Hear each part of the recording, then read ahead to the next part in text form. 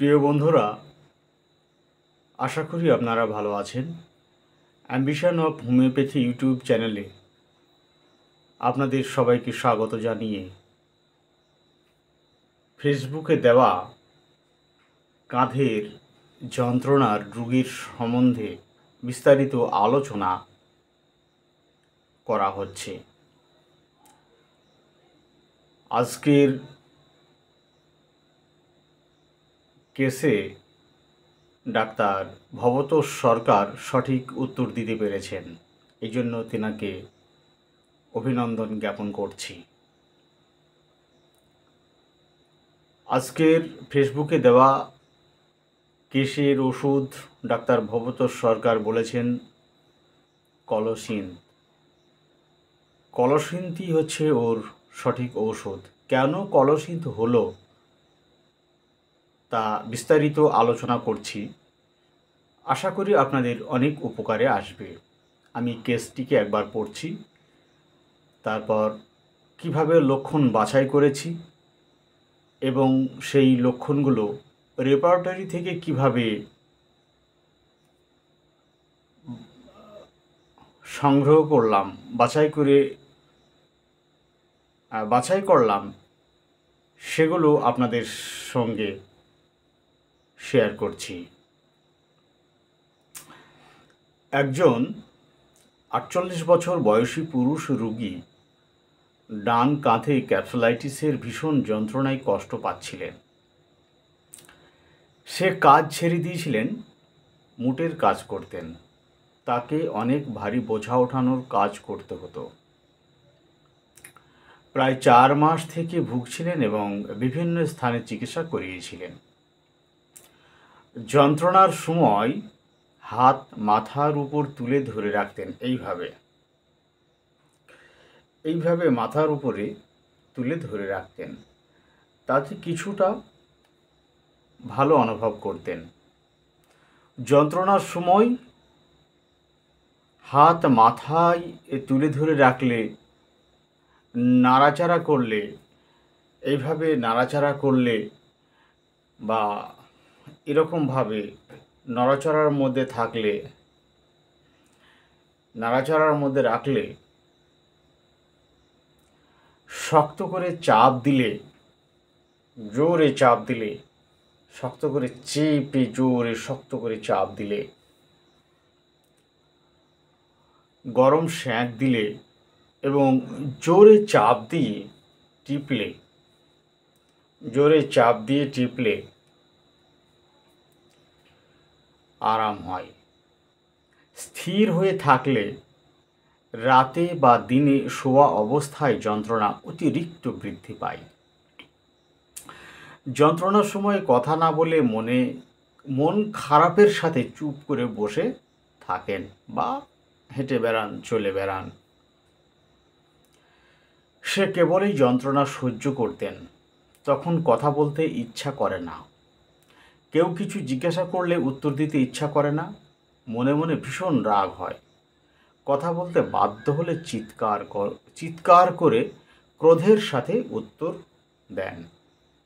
যন্ত্রণা নিয়ে তার কি দুশ্চিন্তা হচ্ছে জিজ্ঞাসা করলে বললেন যে, এত ওষুধ খাচ্ছি, ভালো হচ্ছে না। হাত যদি অকেজো হয়ে যায় তাহলে কাজ করতে পারবো না। ছেলেপুলে এখনো ছোট, সংসার চলবে কেমন করে? গরিব মানুষ, এই শরীরের উপরেই খেটে খায়। এত বেশি যন্ত্রণা করে, আমি সহ্য করতে পারি না। নিজে নিজে এইভাবে টিপি। আমাকে দেখালেন যে নিজে নিজে এইভাবে টিপি, একটু ভালো লাগে। আমাকে ভালো ওষুধ দেন যেন যন্ত্রণা তাড়াতাড়ি চলে যায়। আমি খুব কষ্ট পাচ্ছি। যন্ত্রণার জন্য রাতে ঘুমাতে পারছি না। মন মেজাজ ভালো থাকে না, খুব খারাপ হয়ে যায়। খাবার খেতে ইচ্ছা করে না। পায়খানা শক্ত হয়, অর্শ আছে, মাঝে মাঝে রক্ত পড়ে। এই লক্ষণগুলো আমাকে তিনি দিয়েছিলেন। অন্যান্য প্যাথিতে চিকিৎসা হয়েছিল, তাতে সাময়িক উপশম পেয়েছিলেন, কিন্তু খুব ভালো একটা ফলাফল পাননি। অবশেষে কারোর মুখে শুনে আমার কাছে এসেছিলেন। পেশেন্টের চেহারা বেশ শক্তপোক্ত, কালো বর্ণ এবং শরীরেও যথেষ্ট শক্তি রয়েছে। বেশ হৃষ্টপুষ্ট শরীরে অনেক শক্তি রয়েছে। আমি লক্ষণগুলো এভাবেই বাছাই করলাম যে তার এই শোল্ডারে যে যন্ত্রণা হয় তা অতি ভয়ঙ্কর যন্ত্রণা, অতি সাংঘাতিক যন্ত্রণা। যন্ত্রণা এত বেশি হয় যে চোখে না দেখলে বলা যায় না যে কত কষ্ট তাকে পেতে হয়। এটা হচ্ছে নিউরালজিক পেন, স্নায়বিক যন্ত্রণা। 1 নম্বর, এটা আমি বেঁচেছিলাম। 2 হচ্ছে রাতে শোবার পরে বা দিনে শোবার পরে তার যন্ত্রণা বেড়ে যায়। এরকম রুগী আপনারা প্রায়ই পেয়ে থাকবেন। ক্যাপসুলাইটিস বা ফ্রোজেন শোল্ডারের রুগীদের ক্ষেত্রে এটা হয়, বা সার্ভাইকাল স্পন্ডিলাইটিসের কারণে যখন ডেলটয়েড মাসলে যন্ত্রণা করে, এই ব্রেকিয়াল প্লেক্সাসে যখন যন্ত্রণা হয় তখন দেখবেন এই রকম, বা ক্যাপসুলাইটিসের যন্ত্রণা হলে এই রকম লক্ষণগুলো থাকে। বিছানায় শোবার পরেই তার যন্ত্রণা শুরু হয়। এবং বীভৎস যন্ত্রণা বিছানায় শোবার পরে তার যন্ত্রণা বেশি হয়। চাপে যন্ত্রণার উপশম হয়, সঞ্চালনে যন্ত্রণার উপশম হয়। এই জন্যে সে বাহুটাকে এভাবে নাড়াচাড়া করে, বা হাঁটতে গেলে যেভাবে হাঁটার তালে হাত নাড়াতে হয়, সে ওই রকমভাবে হাত নাড়ালে তার একটু ভালো লাগে, আরাম লাগে। এবং এরকমভাবে চাপলেই টিপলেই চিপে ধরে থাকলে বেশ আরাম লাগে, সেটা তিনি করেন। এর সাথে সাথে গরম সেঁক দিলে আরাম লাগে। গরম সেঁক প্রয়োগ করলেও ভীষণ আরাম লাগে। এইগুলো ছিল তার দৈহিক যন্ত্রণার মোডালিটি। আমি কেন এই লক্ষণগুলোকে বাছলাম, এত কিছু কথাবার্তার মধ্যে থেকে এই লক্ষণগুলোকে কেন বাছলাম? আমরা জানি যে অসুস্থ অবস্থায় যে লক্ষণগুলোর মোডালিটি থাকে, হ্রাস বৃদ্ধি থাকে, কিছুতে কমে কিছুতে বৃদ্ধি পায়, এরকম মোডালিটি যে লক্ষণগুলোর মধ্যে থাকে সেগুলো হচ্ছে নির্দেশক লক্ষণ, সেগুলো গাইডিং সিমটমস। এই জন্য আমি গাইডিং সিমটমসগুলোকে আলাদা করে নিয়েছি, প্রত্যেকটা সিমটমকেই আলাদা করে নিয়েছি, প্রত্যেকটা নির্দেশক লক্ষণগুলোকে আলাদা করে নিয়েছি। আলাদা করে নেবার পরে আমি তার মানসিক অবস্থাকে বোঝার চেষ্টা করেছি। মানসিক অবস্থার মধ্যে অল্টার্ড সিমটম, যেগুলো সুস্থ অবস্থায় ছিল না, অসুস্থ অবস্থায় যে লক্ষণগুলো দেখা গেছে বা দেখা যাচ্ছে, সেই লক্ষণগুলোকে বাছাইকৃত করেছি। যেমন যন্ত্রণা বৃদ্ধির সময় রোগী চুপ থাকে, ভীষণ যন্ত্রণা করে, তখন তার কোনো কিছু ভালো লাগে না, জগতের কোনো কিছু ভালো লাগে না। বীভৎস যন্ত্রণা অবস্থায় সে চুপচাপ নীরবে শুধু যন্ত্রণাকে সহ্য করে যান, তখন কেউ কথা বলতে এলেও ভালো লাগে না। যন্ত্রণার জন্যে তার ভালো লাগার ব্যাপারটাই চলে গেছে, ফলে একদম ভালো লাগে না এবং চুপচাপ যন্ত্রণা সহ্য করে যান। এই জন্যে যন্ত্রণার সময় তিনি চুপ থাকেন, কথা বলতে ইচ্ছা করে না। কেউ কোনো কথা জিজ্ঞাসা করলে যে এখন যন্ত্রণা কেমন আছে, এখন একটু কমেছে কিনা, বা আর কোনো কষ্ট হচ্ছে কিনা, এইসব কথা জিজ্ঞাসা করলেও তার ভালো লাগে না, চুপ থাকে, সে উত্তর দিতে চায় না। কিন্তু পরিবারের লোকজন তো রয়েছে, তার স্ত্রী রয়েছে, ছেলেপিলে রয়েছে, তারা তো জিজ্ঞাসা করছে, তার আরও আত্মীয় স্বজন রয়েছে, তারা তো জিজ্ঞাসা করে। তো জিজ্ঞাসা করলে প্রথম প্রথম কী হয়, সে চুপ থাকে, কোনো কথার জবাব দেয় না। সে যন্ত্রণাকে সহ্য করে এবং তার ধ্যানে সে নীরবে থাকে। যদি কখনো কারো কথার জবাব দিতে হয়, তখন সে ভীষণভাবে রেগে যায়, প্রচণ্ড রেগে যায় এবং অতি সংক্ষেপে, অল্প কথায়, অত্যন্ত বিরক্তের সঙ্গে, ক্রোধের সঙ্গে জবাব দেয় যে হয় যন্ত্রণা কমছে না, খুব যন্ত্রণা হচ্ছে, অথবা বকো না তো, ভালো লাগছে না,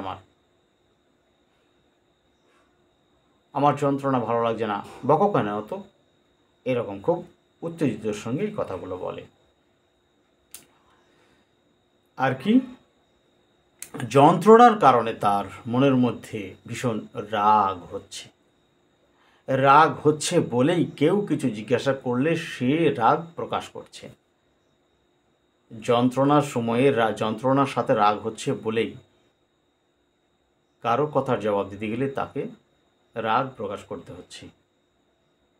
তো এগুলো তো সুস্থ অবস্থায় এমন ছিল না যে কোনো কিছু জিজ্ঞাসা করলেই সে রেগে যান এবং অত্যন্ত উত্তেজিতভাবে জবাব দেন, এমন তো ছিলেন না। অসুস্থ অবস্থায় মানসিক অবস্থার এই পরিবর্তনগুলো এসেছে। এই পরিবর্তিত সিমটমগুলোর মধ্য দিয়ে ব্যক্তিকে নির্ণয় করতে চেষ্টা করতে হবে যে আসলে ব্যক্তি কী। এইভাবেই আমাদেরকে একটি মেডিসিনকে সিলেকশন করার দরকার হয়। তো আমি যে সিমটমগুলোকে রেপার্টারি থেকে বার করে সাজিয়েছি সেটা হচ্ছে এই এক্সট্রিমিটিস, রেপার্টারি এটা হচ্ছে সিনথেসিস 10.5 সিনথেসিসে এই রুব্রিকগুলো রয়েছে এক্সট্রিমিটিস অধ্যায়ে। এক্সট্রিমিটিস পেইন নিউরালজি, যেহেতু অতি ভীষণভাবে যন্ত্রণা হচ্ছে, অতি সাংঘাতিক, অতি তীব্র সিভিয়ার পেন, টিয়ারিং পেন, এই বাহুটাকে যদি এখান থেকে টেনে হাসিয়ে ছিঁড়ে, মানে টেনে ভীষণভাবে টেনে এটাকে ছিঁড়ে ফেলার চেষ্টা করা হয়, কতটা যন্ত্রণা হয়, ওই রকম সিভিয়ার পেন তার হচ্ছে, এটা neuralgic pain. Extremities pain shoulder, extremities অধ্যায়ে রয়েছে shoulder. Night bed in aggravation, tearing pain, রাত্রিবেলাতে বিছানায় শোবার পরে ছিন্নকর যন্ত্রণা শুরু হয়। ব্যারাইটাকার, কলোসিন, ফসফরাস, এই তিনটি ওষুধের মধ্যেই রয়েছে। তারপরে কি জেনারেলস অধ্যায়ে রয়েছে পেইন, প্রেশার, অ্যামেল, নিউরালজি।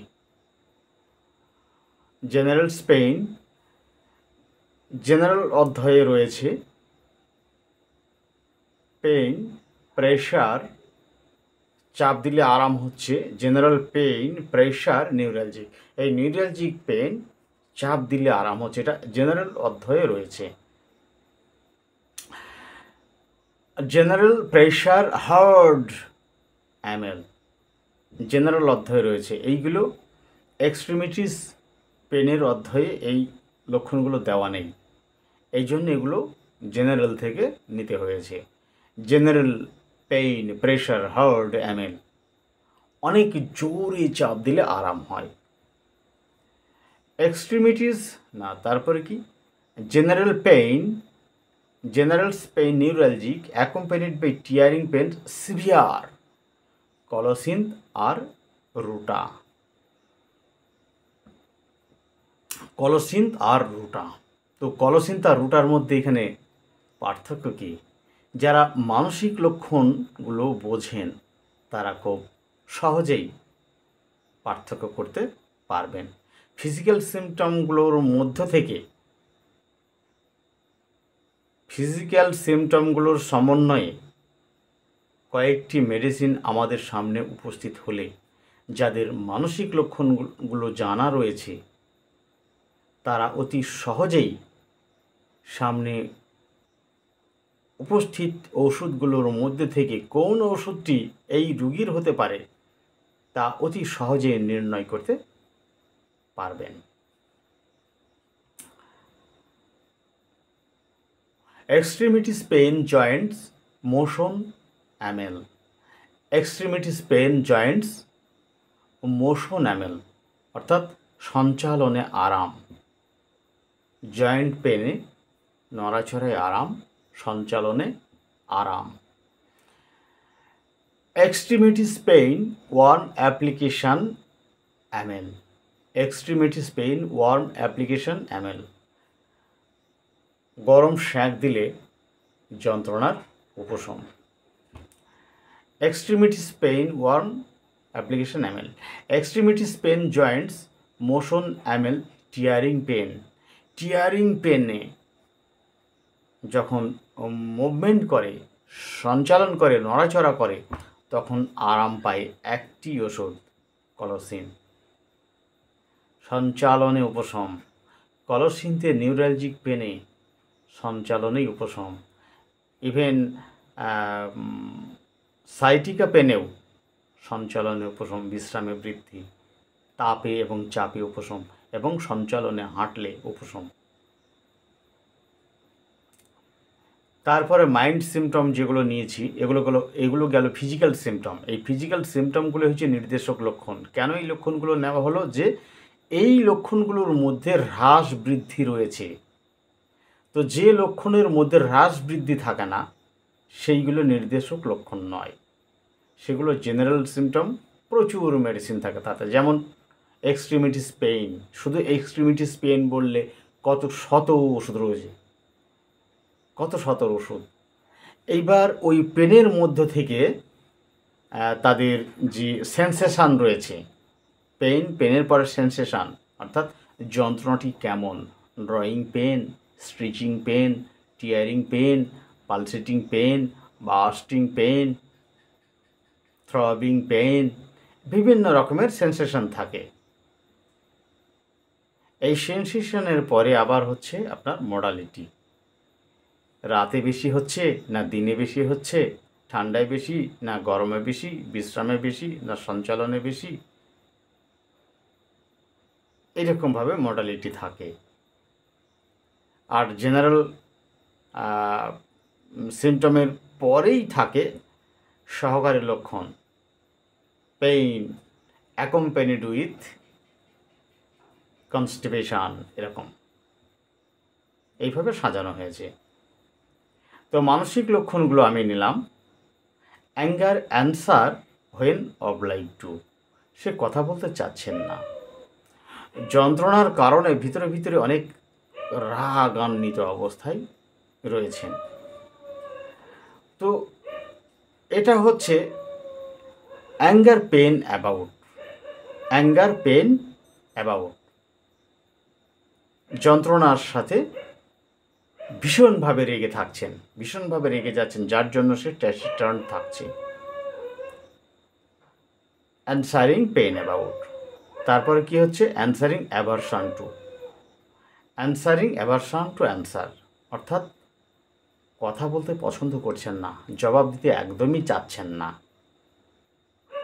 আর কি, যখন জবাব দিতে বাধ্য হচ্ছেন তখন তিনি ভীষণভাবে রেগে যাচ্ছেন। এই জন্য anger answering when oblige two. যখন উত্তর দিতে বাধ্য হচ্ছেন তখন তিনি ভীষণভাবে বিরক্ত হয়ে যাচ্ছেন। এই জন্য এইসব রুগীরা অনেক সময় বলে, আমার সঙ্গে কেউ এক কথা দুইবার বললে আমি ভীষণভাবে রেগে যাই। এক কথা দুইবার বললে আমি ভীষণভাবে রেগে যাই, আমি বেশি কথা বলতে পছন্দ করি না। এখন বিষয়টা হচ্ছে কলসিন্থ রোগী যন্ত্রণার সাথে তার অ্যাডাপ্টেশন কী থাকে। কলসিন্থ ব্যক্তির যন্ত্রণার সঙ্গে অ্যাডাপ্টেশন কী থাকে? নিউরালজিক পেনের সঙ্গে, অতি তীব্র নিউরালজিক পেনের সঙ্গে কলসিন্থের ব্যক্তির যে অ্যাডাপ্টেশন তা হচ্ছে মানসিকভাবে সে নির্বাক থাকে, কথা বলতে পছন্দ করেন না, চুপচাপ থাকতে পছন্দ করেন এবং ভিতরে ভিতরে ভীষণভাবে রেগে থাকেন।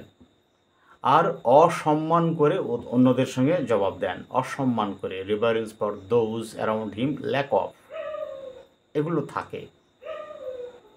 আর কি, উত্তর দিতে বাধ্য হলে ভীষণভাবে রেগে যায়। অর্থাৎ তার চেহারার দিকে তাকালে তাকে দুটিবার জিজ্ঞাসা করতে বা দুটিবার প্রশ্ন করতে ভয় লাগবে। জ্ঞানী ব্যক্তি তিনি বুঝে যাবেন যে ও ভীষণভাবে বিরক্ত হয়ে আছেন, ওকে কোনো কিছু জিজ্ঞাসা করাই যাবে না, জিজ্ঞাসা করলে ও পছন্দ করছেন না। এটা ওর অ্যাডাপটেশন থাকে।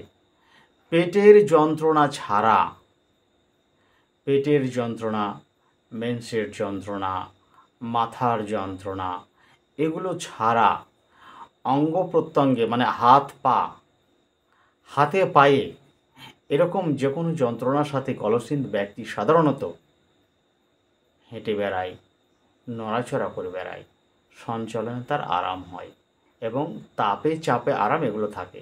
কিন্তু মেজাজ এগুলো থাকবেই, মেজাজ তার এরকম থাকবে।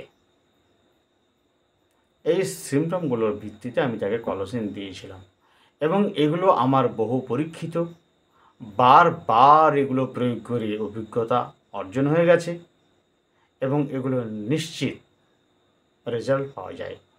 আমি একে 1M থেকে শুরু করেছিলাম। এই পেশেন্টকে কলসিন্থ 1M দিয়ে শুরু করে আমি শেষে 50,000 পর্যন্ত এই পেশেন্টকে আমি দিয়েছিলাম, 50,000 পর্যন্ত। চমৎকার রেজাল্ট, আপনারা ব্যবহার করে দেখবেন, খুব সুন্দর ফলাফল পাবেন। কেমন লাগলো কলসিন্থের পেশেন্টের আলোচনা কেমন লাগলো? আশা করি কলসিন্থ সম্বন্ধে কিছুটা হলেও আপনাদের ধারণা এসে গেছে। কেমন লাগলো অ্যাম্বিশন অফ হোমিওপ্যাথি ইউটিউব চ্যানেলের কমেন্ট বক্সে অবশ্যই লিখে জানাবেন। পরবর্তীতে আবার অন্য কোনো কেসে আপনাদের সঙ্গে সাক্ষাৎ করব। শেয়ার করবেন, লাইক দেবেন এবং আপনাদের মতামত জানিয়ে উৎসাহিত করবেন। ভালো থাকবেন, আজ এ পর্যন্তই।